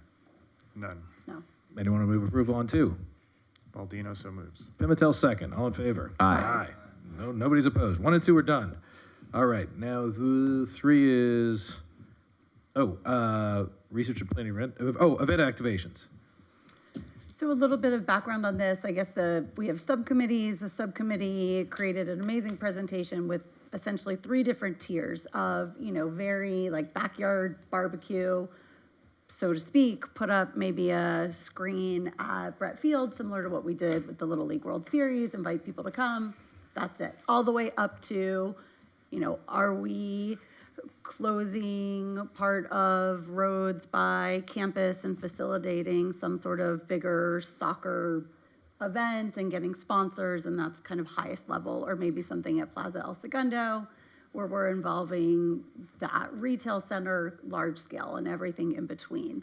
And before long, we understood that we can't really make that decision before understanding if there's any sort of interest to lend both staff resources and financial resources to that, and at what scale. I'm in favor of the committee coming up with the best ideas you can and then present them to us, and then we can say, yeah, let's go with that. I don't want you to be limited.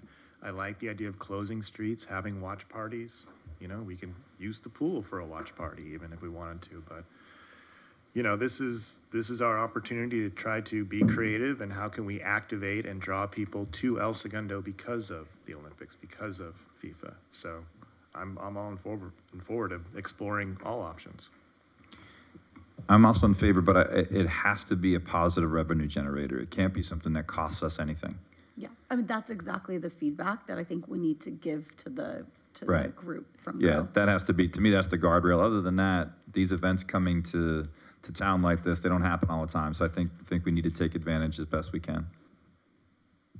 So to be clear, you would not be in favor of us throwing something like the Little League World Series watch party where the city is just hosting an event and paying for it? We're hosting an event. No, because I think that starts to get away. Now you start digging into. I don't remember exactly how much that Little League event cost, but I'm pretty sure it was a significant amount. I don't think we're in a position that we should have to be doing that, considering what these events are and what the possibilities are. And as we get closer, if there's someone from El Segundo who's in the Olympics or something, we can flex on that. Councilmember Boyles. I agree with Councilmember Giroux. We should not be paying for it. We pay for Art Walk because we know that's going to bring people to our town that live here. These are one-off situations, typically people traveling here, so I don't think there'd be any residual value for us sponsoring anything financially. If it comes about and it's cost neutral, great. And I will, a caveat to that would be, reaching out to delegations to be a host city. It is, and I think Michael can maybe speak to what Culver City's experience, but it is a hard exercise to try to predict what, for instance, Culver is supposed to be the host for New Zealand, but they're running into this issue of how much do they spend and what's the ROI on that, and it becomes, a complicated exercise to prove out. That Culver piece is principally on the New Zealand delegation wanting them to post security, right? And basically hire a guarding service for them. Yeah, we would not be interested in that. I don't think. Just for context, that event, they billed it at costing the city more than $500,000. And so I don't think that's something that we're looking at, but that is because the New Zealand delegation expects the city to fund 100% of their activation. So I'm hearing that that's probably not the appetite that we have. We will fund 100% of their sunshine. Yeah. But does anyone object to the research project here of looking at some options? Okay, would anyone like to move approval of item 3 then? Providing direction regarding the scope of research and planning for the event activation. So moved. Drew on the first. Pimentel on the second. Me. I'm number Drew 1, Pimentel 2. All in favor? Aye. All right. Now the good part. Let's talk signage. Now that Eeyore has weighed in. I'll jump in the pool on this one, no pun intended. I think when you have a situation like this with really the Olympics and the World Cup, it is a unique opportunity. I would not be opposed to it under a couple conditions. One of them is there's guardrails on it, all right? There needs to be something where we get to see what it actually is that's going to be going up before it goes up. And the second piece would be that it has to be down within 48 hours at the end of the event.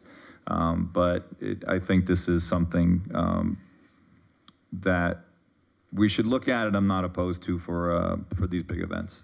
I'm not including the Super Bowl in that. I'm just talking about the World Cup and the Olympics, Paralympics. Further council commentary on signage.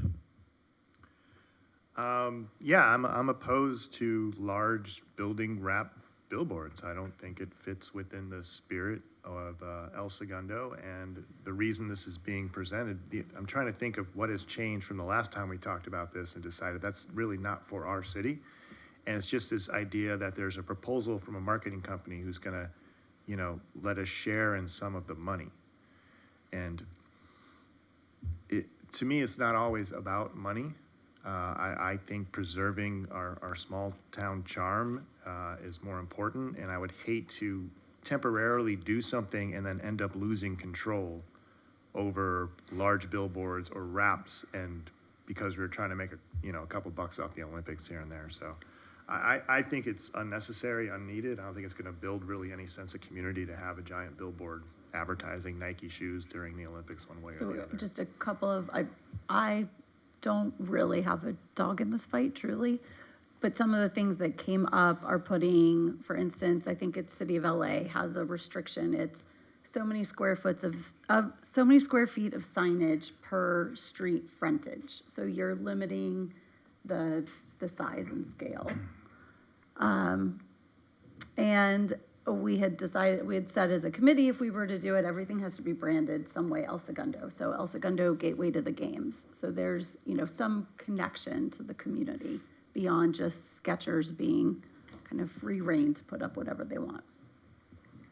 Yeah, I just think we have a no billboard ordinance for a reason, and I haven't been convinced that we need to temporarily get rid of it.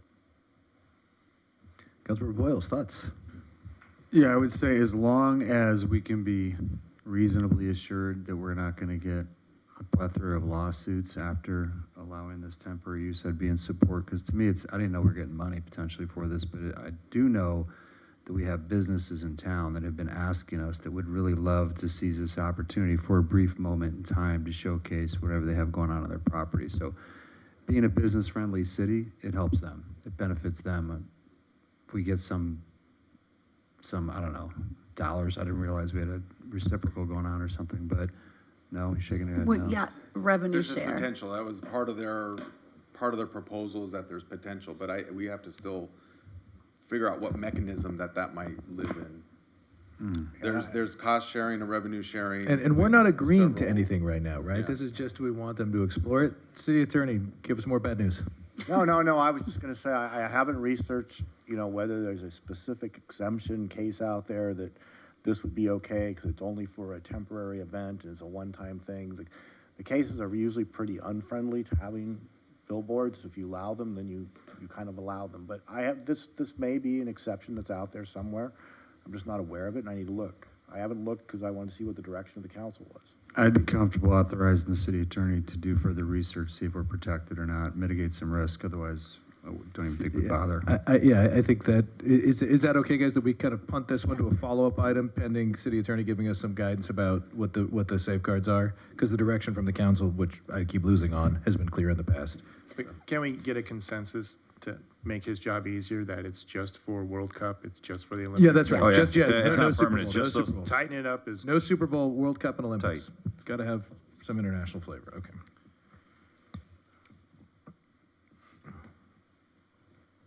All right. Temporary signage. Oh, now we're to short-term rentals. Oh, actually, let's do parking first, because short-term rentals will take the longest. Do we want to provide direction regarding research for proposal for developing potential temporary residential parking protection? I think it's perfectly reasonable in some regard if we have people just flooding the streets and have to spend all our time chalking tires. I think we should have been looking at a residential parking permit last year. I mean, we've been talking about parking issues here and there, and we've got Pacific Coast Commons that's gonna come online, so why not use this as looking at what can we do to make sure when there are large events, we can still park in our residential streets. So I think it's absolutely important we start looking at this. I guess that is also part of the question, forgive me if I'm wrong, but to what extent, do we roll it into a bigger exercise? This could conceivably give us options before we let that toothpaste out of the bottle. 'Cause, Right. I mean, permit parking is the bedbug of municipal governance. I was looking at as more of what do we need to do to ramp up enforcement, rather than trying to change what our current policy is. I don't think conflating these two things is a great idea. Yeah, and I think when it came up in the committee, it's, do we have to, for a period of time, give all residents parking permits and make this up? Because it depends on where, the way to get into the Olympics is you have to park at a venue that's gonna cost you a lot of money, and then that's the only way in or out. So the concern is people park here, let's say a giant parking structure down the road is deemed to be a point of entrance. You park here for free and somehow Uber over to a parking garage and that's the way you get in. What does that do to our streets? Is that really, maybe a conversation with PD on that as to what the best course to take is? Well, that's what we'd be asking for, looking for provide direction regarding research and proposal development for some sort of parking protection strategy. Agreed to look into what our options are. Anyone opposed to looking into what our options are there? No. I will move approval of item 6. Pimentel on the first. Second. Giroux on the second. All those in favor? Aye. None opposed. All right, 5-0. Now, number 5, direction on short-term rentals. Always a fun topic, not emotive at all. The concern is people do it anyway. It's unregulated. During the Olympics, you could feasibly rent your home for 31 days, but really only be gone for 21 days. I don't know. If people are going to do it anyway, so you might as well put some restrictions on it, get TOT money from it, have a permit process so we know who's doing it. It can be regulated to some degree. Let me ask this, why, if it's regulated well now, regulated far better than any of our sister cities because of our unique relationship with the platforms, why would it be different during these games than it is now? Because right now, I could get for a week, I don't know, a couple $1,000 for my place. During the Olympics, you could get, $40,000 for the month. So there's a huge monetary so even if you were fined, you would still be, there's still financial Let me incentive say, I to would never transgress. rent my home currently because my people like their stuff where it is, but there will be a dollar amount where I would rent my home. I think the question is, right now, you can rent out your back house or a room in your house, but you have to stay on the property to minimize any parties or anything. The ask is, do we want to let people just rent their whole house out? Should they Oh, look no, into I know. that? I was just asking about what would change in a regulatory sense, as far as our ability to track it, is what I meant. But, yeah, no, I understand the concept of being able to just vacate and turn your house over to exotic people. Councilmember Giroux. Well, again, I think you kind of said it at the beginning. First of all, the process that we undertook to get to the policy we have was arduous. And I think it's worked out very well. The problem, I believe, with this is, well, not problem. Number one, if you rent for more than 30 days, it's no longer a short-term rental, and you can do your thing anyway. And the Olympics is an awful long process, and people are going to probably, there's your option right there. As far as temporarily changing our code, I am not in favor of that, because I think we came up with the code that we have for a reason. Those who choose to do that and rent it out for a certain amount of time, you have to consider your neighbors in the same street, in the same neighborhood, and what they're going to have to deal with. So if all of a sudden 4 people, we live 3 doors down from each other, 4 or 5 people on our street decide, okay, I'm going to rent this thing out from whatever country and whatever, and it turns into a party central or it turns into an issue, it just becomes a bigger problem overall for the city, and it becomes a problem for police. It becomes a problem for everything. So I believe we should stick with our policy, which allows people to rent it for more than 30 days and not fall under the short-term rental. So that's why I'm not for changing the policy for these 2 events. And you don't have a concern that there will be we won't have any record of who is doing that and who's, there won't be any ability other than our neighbors calling us or calling enforcement, PD, to regulate it. We'll have no running list of who that includes. So would that chain of events look like this? I list something on one of the platforms. I say that I'm staying there. So I say it's a home share, but then really I'm having a side conversation with a renter saying I'm not going to be there. You got my whole house. I mean, how I think of it is I say I'm going to rent my house for 31 days, but I really don't rent it for 30. I decide to come back early. You could. No, which is like the original You can scale. do that, Yeah. but I mean, why wouldn't we want a piece of that financial action and also have some, ability to track who's doing that? I don't see how we'd have the ability to do so anyway. Half the problems that we figured out with short-term rentals were because of neighbors saying, hey, we have this going on in this particular home, and that's where we got most of it. I mean, we only had 1 code enforcement officer, I think, when this whole thing started out. So I believe that the relationships we have with the platforms right now give us an ability to see it.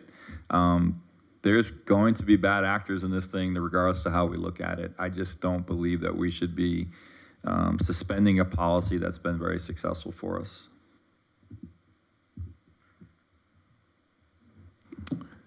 Councilmember Boyles.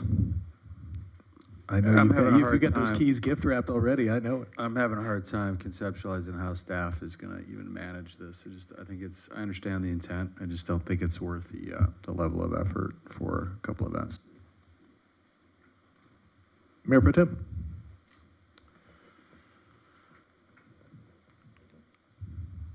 I think after listening to the comments up here, I'm going to side with the leave well enough alone. And I'm going to say that I think the system we have of home sharing is fine as it is. It keeps our quiet community the way we want it, allows those who want to operate within the confines to do so. But there is concern about having a wholesale home rental option for months at a time during the Olympics, and kind of, even if it's permitted, have it spiral out of control. So, yeah, I would agree to keep what we have then. I will add just one other, again, caveat to it that might not fall under short-term rental, but something that in the discussion came up that I think is important to think about, and that is some renter protection for people who are currently on month-to-month leases, and that could become completely unregulated. What do you mean? So you own a 6-plex, everybody is on a month-to-month rent. The Olympics rolls around, you're evicting your tenants who are on month-to-month rent because they have no lease protection. I don't know that the short-term rental policy is an answer to that.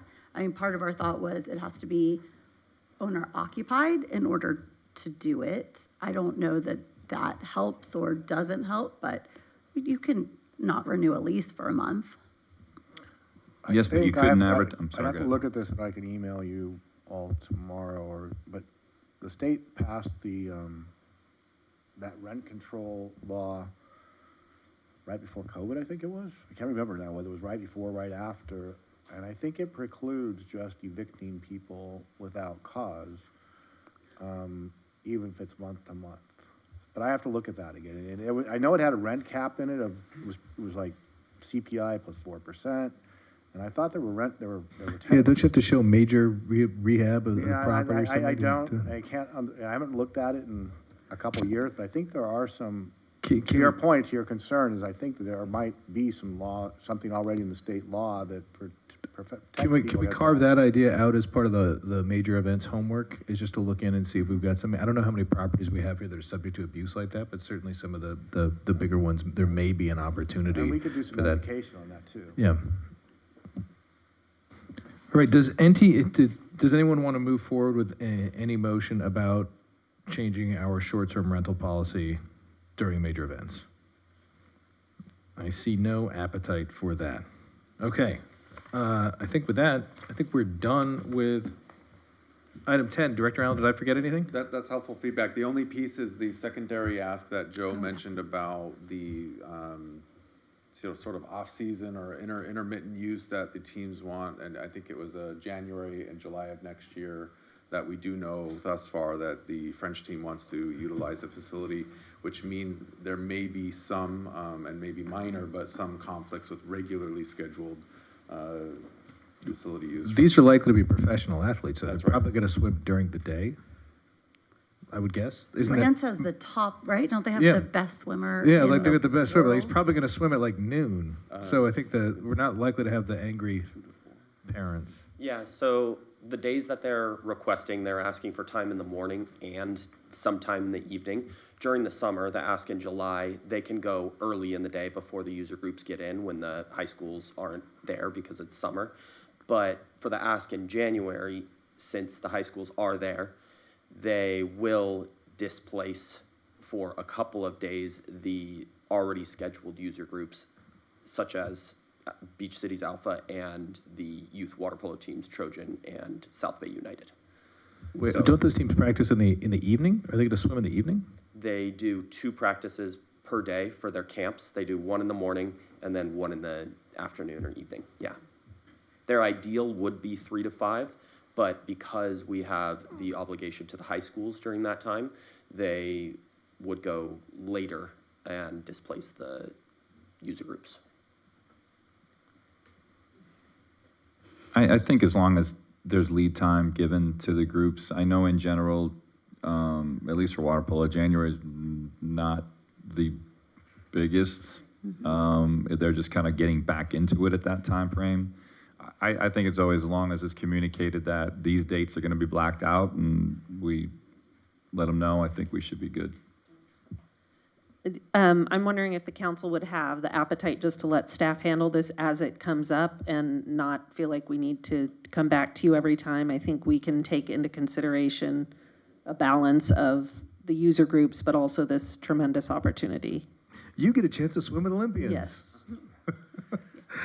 Yeah. Because we could get this, there could be others that come to us, and I don't want to Yeah, feel like we I- need to I come would- every time. Yeah, we are, but if something is going to explode and we're going to have a room full of We will angry let you people, know. please let us know. Yes. I was gonna say, what, you don't want to put aquatics on the agenda? I'll also share just anecdotally, the teams have been very, very open to doing meet and greets and fan viewing and signing and interactions with the community. And so they've been a pleasure to work with. And Joe and Ali in your shop, they have just done a phenomenal job working with both the U.S. and the French teams. And it's been a fun project to work on collectively. And there'll probably be many opportunities. I think they would love to come here in January and meet the council collectively as a whole. So we'll be looking forward to working with them. Can I say, it was like the staff arranged all the cones at the pool in red, white, and blue and like the French flag. It was awesome. All right, over to reports. Thank you very much. City Clerk. Mr. Mayor and council members, I am wearing my I voted sticker. I'd like to see a lot more of these around town. We have a statewide special election 2 weeks from today. Again, reminder, we've got our vote by mail ballot box open. It's not too late to register to vote, but please do participate in the process. I had the pleasure of joining our Mayor Pro Tem the other day. We gave a tour to a young woman named Ray Murphy. She's actually a swimmer and had been at our last meeting and expressed some city council curiosity. And so she and her parents came and we gave them a very nice tour. That was very, very exciting. She did notice that there are not a lot of women up on the mayor's row, so we encouraged her to get involved and maybe she could have her picture up there someday. And then just personal bragging rights. Thank you very much to the Firefighters Association for throwing the rock and run. It was so much fun as a spectator. I'm planning to walk next year. But this year, my son Daniel came in 8th overall, so that's pretty impressive for an old guy. And that's it, thank you. All right, Councilmember Keldorf. Let's see, tomorrow is the United Against Hate Vigil at 5:30, Civic Plaza. It's part of a greater South Bay Coalition Against Hate Week. And thank you to Mayor Pro Tem for stepping in for me and agreeing to give opening remarks. This is an event that is part of the DEI Committee's community engagement. I will be at a high school rivalry game trying to practice what I preach and not be hateful. Championship game. Championship game, yes. Yes, so that is all. Councilmember Giroux. Nothing from me. Councilmember Boyles. Nothing this evening, thank you. Mayor Pro Tem.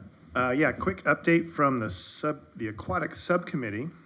We got an update on the plunge construction. It's been delayed because of an issue with the transformer, but right now we're looking at February of 2027 to have that open, which means your deadline to donate to get a plaque on the wall is running out.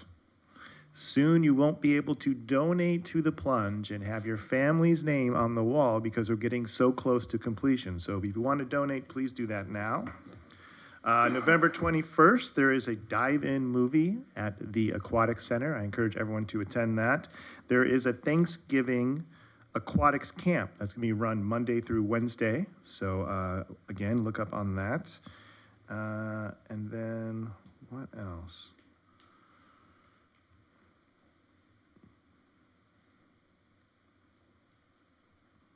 Oh, I want to thank Joe and the aquatics subcommittee for all the work that you do. The meeting went very well. I've gotten emails from alpha parents about working with you moving forward, so thank you on that. And then finally, thank you, Madam Clerk, for doing the heavy lifting on the tour. I appreciate you coming out to help support. Thanks. Yep. All right. Last week in our sanitation district, the rates will go up next year for people east of PCH. These are the people who, when you're over there on the LA County side, you pay all your sanitation fees with your property tax. So again, we're on City of LA on this side, LA County on that side. It's an LA County issue. Also in LA County, looking into the tunnel collapse in the tunnels down to the port of LA. That tunnel is not, they're not able to continue work on it at this time. They even had to drill down to put a camera down there, so they had to drill through 500 feet of PV to see what was going on in there. It's got a bunch of water and stuff. I'm advocating to put that entirely on the contractor. That remains to be seen. Also, the French sent a consular delegation shortly after their pool delegation. That went exceptionally well. So maybe we'll get their sports team here as well. We met at the COG Transportation Committee on Monday about the potential Green Line extension. Once again, that is the train that will never, it conservatively will be built in 2036. No one there wants to accept that it's never going to happen. I mean, as written from our last stop at Redondo, from there to the Torrance Transit Center, it would have 2 stops. So someone is going to ride a light rail to agree to go past all the things they would want to ride a light rail to because there's no stops. But as a lot of things, it exists for its own sake, and so it continues.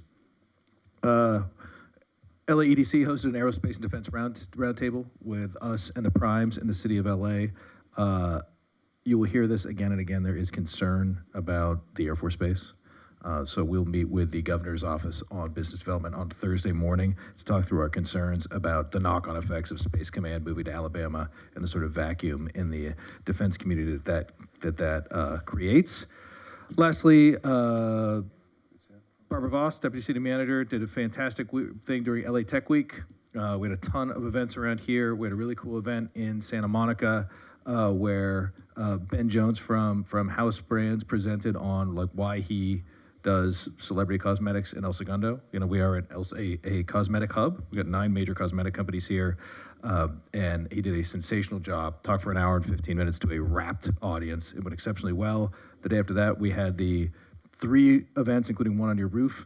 The Thank God for El Segundo event, which was packed, but did expose us to a long-term issue that we're all loosely aware of, that it's just too expensive for innovators to grow in El Segundo. So as we look into 2026, where we'll do tweaks to our business tax code to clean up some language in it, I think it behooves us to look at what we can do in there and some ideas that you had, Councilmember Boyles, about what we can do to keep businesses and incent them to grow within El Segundo, and things we can do in the tax code for that, because losing when any signal is going to leave, which is really depressing because we thought we had a good spot for them. On the other side, we have a big company moving in from New Mexico, moving back to El Segundo as they've grown on East Mariposa, so that's pretty cool.